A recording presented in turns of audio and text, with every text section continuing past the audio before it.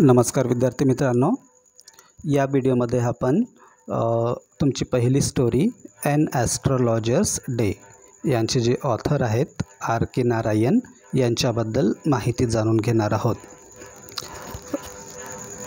या व्हिडिओमध्ये फक्त यांच्याबद्दल माहिती जाणून घेणार आहोत आपण आणि स्टोरीसुद्धा असे एक्स्ट्रॅक्टनुसार एका एक्स्ट्रॅक्टचा एक व्हिडिओ असं आपण अभ्यासणार आहोत, जेणेकरून व्हिडिओ 15 ते 20 मिनिटांचा एक व्हिडिओ बनेल आणि तुम्हाला अभ्यासाचा कंटाळा येणार नाही। तर चला सुरुवात करूया। R.K. नारायण 1906 to 2001 यांचा जन्म 1906 रोजी झाला आणि मृत्यू 2001 मध्ये। त्यांचं पूर्ण नाव बघा, रासीपुरम कृष्णस्वामी अय्यर नारायण स्वामी म्हणून बघा बरं, रासीपुरम कृष्णस्वामी अय्यर नारायण स्वामी is one of the best known novelists among Indian English writers। तर R.K. नारायण काय होते, इंडियन इंग्लिश रायटर्सपैकी बेस्ट नोन नॉवलिस्ट होते, म्हणजे सुप्रसिद्ध असे कादंबरीकार होते। He is the author of 14 novels, 5 volumes of short stories and a number of travelogues and has a collection of non-fiction to his credit। आता बघा, त्यांच्या क्रेडिटवर म्हणजे त्यांच्या नावावर काय काय कोणकोणती रायटिंग्स आहे बघू। हे काय आहेत, ऑथर आहेत 14 नॉवल्सचे। आपण जास्तीत जास्त इंग्लिश शब्दांचा उपयोग करू। 14 नॉवल्स त्याने लिहिलेले आहेत। मग 5 volumes of short stories. Short stories म्हणजे लघुकथा आणि व्हॉल्यूम्स म्हणजे बुक्स। तर शॉर्ट स्टोरीजचे 5 व्हॉल्यूम्स। मग अ नंबर ऑफ ट्रॅव्हलॉग्स म्हणजे बरेचसे ट्रॅव्हलॉग्स म्हणजे प्रवास वर्णनपर माहिती। And has a collection of non fiction, आणि त्यांच्याकडे त्यांच्या नावावर काय आहे, नॉन फिक्शन म्हणजे तथ्यावर आधारित, म्हणजे जिथे माहिती असते, फॅक्च्युअल इन्फॉर्मेशन असते, अशी रायटिंग त्यांच्या नावावर आहे, म्हणजे असे बुक्स त्यांच्या नावावर आहेत। मग बघा, he also has written his memoir my days म्हणणार होतो मी, माय डेज, ओके।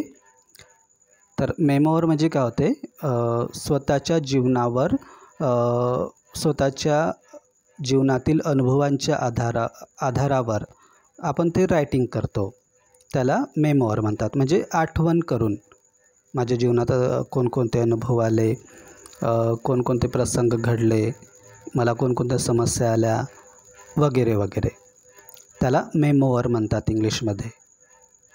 माय डेज या नावाच्या बुकमध्ये त्यांनी आपल्या आठवणी लिहिलेल्या आहेत। Narayan has created the imaginary town of Malgudi where realistic characters in a typically Indian setting lived amid unpredictable events। त्यांनी मालगुडी नावाच्या आपल्या म्हणजे स्टोरीजसाठी मालगुडी नावाच्या इमॅजिनरी टाउनची निर्मिती केली आहे।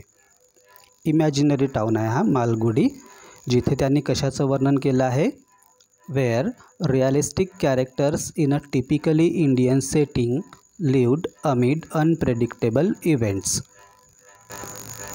त्यांनी तिथे मालगुडी नावाच्या टाउनमध्ये रिअलिस्टिक कॅरेक्टर्स म्हणजे वास्तविक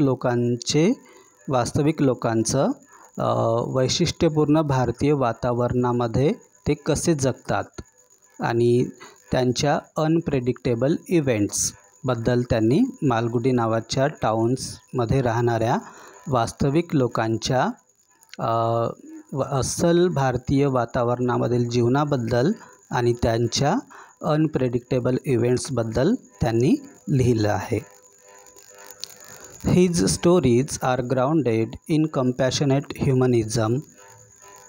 त्यांच्या स्टोरी कशावर आधारित आहेत, कंपॅशनेट ह्युमनिझम म्हणजे दयाळूपणा, मानवता या मूल्यावर आधारित त्यांच्या स्टोरीज आहेत. And celebrate the humour and energy of ordinary life.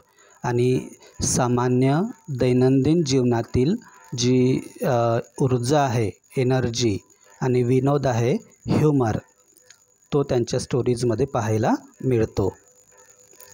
His stories are characterized by a simple style and subtle spirit.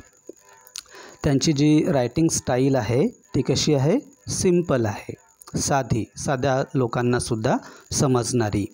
And subtle spirit, आणि त्या स्टोरी वाचताना तुमच्या प्रेम, दया, आपुलकी, परहित अशा ज्या भावना आहेत त्यात जागृत होतात. आणि दुसऱ्या शब्दात म्हणजे त्यांच्या स्टोरीज आहेत त्या तुमच्या अंतरात्म्याशी कनेक्ट होतात. Narayan was introduced to American readers in 1952 by the Michigan State University Press. ही कदाचित बुक्स पब्लिकेशनची कंपनी आहे, मिशिगन स्टेट युनिव्हर्सिटी प्रेस. तर या प्रेसने आर के नारायण यांना अमेरिकन रीडर्सपर्यंत, अमेरिकन वाचकांपर्यंत पोहोचवलं.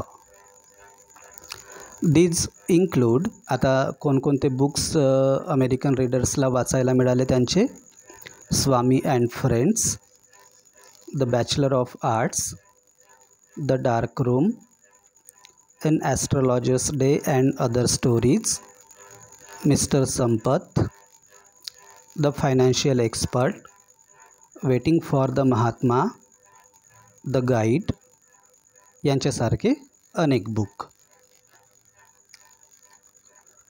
मग बघा, his novel the guide won him the Sahitya Academy Award in 1961, the most coveted literary honor in India. त्यांचं नॉवल कोणता? The guide. या नॉवलला कोणता पुरस्कार मिळाला? द साहित्य अकॅडमी अवॉर्ड. केव्हा? 1961. प्रत्येक ऑथर किंवा प्रत्येक पोएटची इच्छा असते, जे रायटिंग फील्डमध्ये आहेत त्यांची इच्छा असते की त्यांची महत्त्वाकांक्षा असते की त्याला हा अवॉर्ड मिळाला पाहिजे, साहित्य अकॅडमी अवॉर्ड. मग बघा, his writing is distinguished by humour and unoffending irony. आता त्यांच्या रायटिंगबद्दल सांगितलेलं आहे. त्यांची जी रायटिंग आहे त्याच्यामध्ये ह्युमर पाहायला मिळतो, विनोद, आणि अनअफेंडिंग आयरनी. अनअफेंडिंग आयरनी म्हणजे काय होते? व्यंग, म्हणजे आपण कोणावर टीका करतो ती. पण अनअफेंडिंग आयरनी म्हणजे काय होते? ते अशा प्रकारे व्यंग निर्माण करतात, हास्य निर्माण करतात की समोरच्याला, म्हणजे ती आयरनी ज्याच्याशी संबंधित आहे त्याला त्याची चूक तर दिसणार, पण त्याला अपमान झाल्यासारखं पण वाटणार नाही. तर अशा प्रकारे ते लिहितात. अ युनिक इंडियननेस, आणि युनिक अशा भारतीय वातावरणामध्ये त्यांचं ते स्टोरीजमधलं वातावरण असते. अँड अ सिम्प्लिसिटी, साधेपणा, सिम्प्लिसिटी म्हणजे साधेपणा, which is utterly charming and authentic. Simplicity तर असते, पण त्यांची साधेपणा, त्यांच्या रायटिंगमधला साधेपणा कसा असतो? पूर्णतः आनंददायक असतो, चार्मिंग असतो, आणि ऑथेंटिक म्हणजे अस्सल असतो. Next, Narayan typically portrays the peculiarities of human relationships.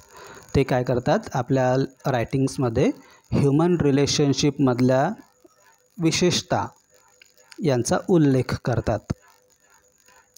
And the paradoxes of Indian daily life.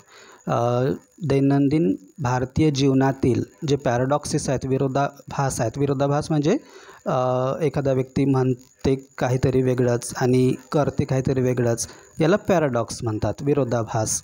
तर दैनंदिन भारतीय जीवनातील पॅराडॉक्सेस त्यांच्या रायटिंगमध्ये आपल्याला पाहायला मिळतात. His style is graceful. Graceful म्हणजे आकर्षक. त्यांची स्टाईल, रायटिंग स्टाईल कशी आहे? ग्रेसफुल आहे. Marked by genial humour. रायटिंगमध्ये त्यांच्या एक सौम्य असा विनोद पाहायला मिळतो आपल्याला. स्मित हास्य निर्माण होते आपल्या चेहऱ्यावर वाचताना. एलिगन्स, सुरेखपणा म्हणजे व्यवस्थितपणा. अँड सिम्प्लिसिटी, साधेपणा पाहायला मिळतो त्यांच्या रायटिंग स्टाईलमध्ये. तर तुम्ही एकदा वाचून घ्या. यानंतर आपण या स्टोरीचा पहिला एक्स्ट्रॅक्ट समजून घेऊ. मग त्याच्यानंतर क्वेश्चन आन्सर्स नवनीत डायजेस्ट तुम्ही घेऊन घ्या मार्केटमधून.